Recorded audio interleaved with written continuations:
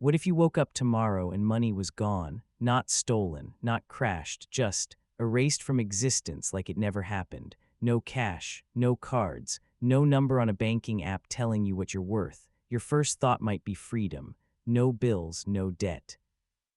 No boss controlling your paycheck. But within about 72 hours, something would go very wrong. And it's not the reason you think. Here's what almost nobody tells you. Money is much younger than you assume. For most of human history, it simply didn't exist. So how did a hunter with meat but no tools trade with a farmer who had grain but no meat? You already know the textbook answer. Barter, direct trade, item for item. There's just one problem with that answer. It's mostly a myth. Anthropologist David Graeber went looking for a real historical society that ran on pure barter, expecting to find it everywhere in the ancient world. He didn't, not the way it's taught in school. What he found instead was stranger, and honestly more human. People didn't trade goods on the spot. They tracked debts, favors, promises. Give your neighbor a goat today and you don't demand payment immediately. You simply remember they owe you. And they remember too, which means the true birthplace of economics wasn't a marketplace. It was memory. Now picture a village of 200 people.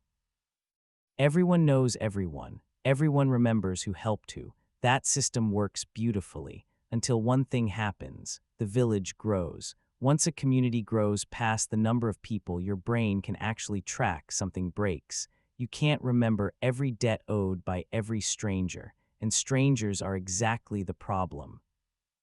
How do you trade with someone you'll never see again? Someone whose reputation means nothing because you share no history at all. This is the exact moment money had to be born, not as a convenience, as an emergency fix for a collapsing trust system. And the proof shows up in the strangest places. In prisons today, where formal currency is banned entirely, inmates have been documented independently reinventing money using packets of instant noodles or cigarettes. Give humans a big enough group with zero shared trust, and money doesn't get invented once. It gets reinvented over and over anywhere people gather. So here's the real question. What if that moment never came? What if humanity found another way around the trust problem, and money as you know it simply never existed? No paychecks. No prices, no wallets. How would a city of 10 million people even function? The honest answer, backed by history, is that it probably couldn't, not at that scale. Ancient Mesopotamia, Han Dynasty China, the Aztec Empire, every major civilization independently landed on some form of currency. Not because one genius invented it and everyone else copied. Because any large, complex group of strangers eventually slams into the exact same wall. You cannot coordinate that many people through memory alone, and the forms these currencies took were bizarre.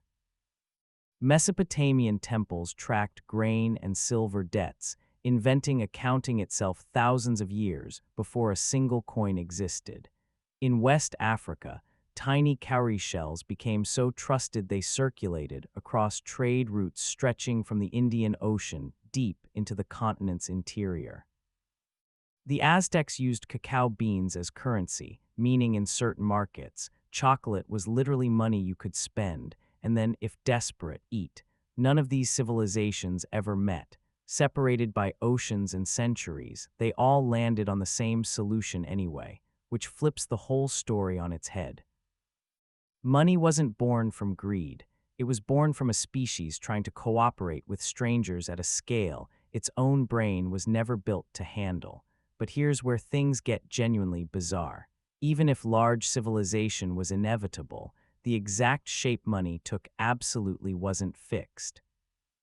On the remote Pacific island of Yap, communities used massive carved stone discs as currency, some taller than a grown adult, far too heavy to physically move. Ownership was simply remembered and agreed upon by everyone in the village. One of these stones reportedly sank to the ocean floor during transport centuries ago. The village kept using it as currency anyway. Read that again.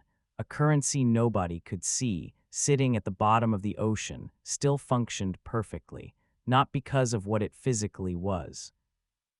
Because of what everyone collectively believed about it. That single detail should rewire how you think about money forever. It was never really about gold, paper, or coins. It was always about shared belief. A dollar bill becomes worthless the instant enough people stop agreeing it holds value.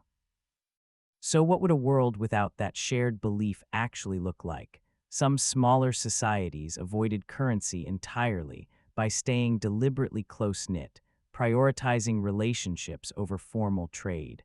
It worked, but growth beyond a certain point forced the same brutal choice onto nearly every civilization eventually. Trust-based memory, or a formal system of exchange.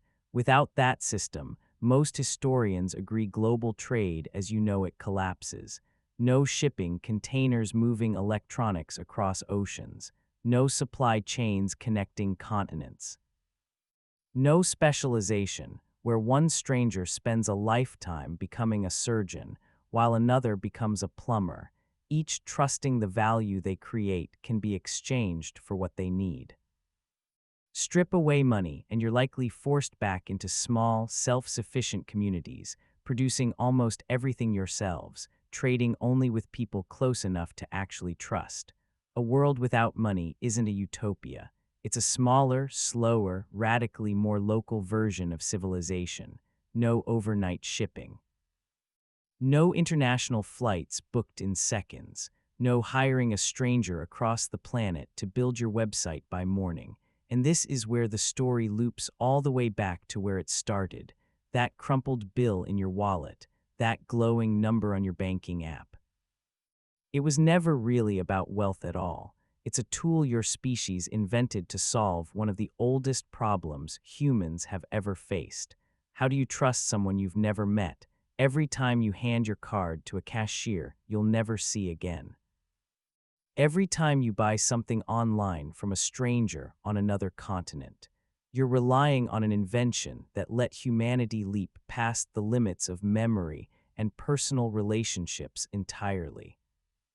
An invention so effective that civilizations across the planet, with no contact with each other whatsoever, all arrived at it independently.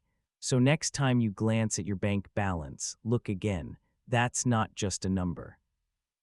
It's a quiet, invisible agreement between you and millions of strangers, stretching all the way back to a sunken stone disk still resting on the ocean floor, and a value everyone simply chose to believe in anyway.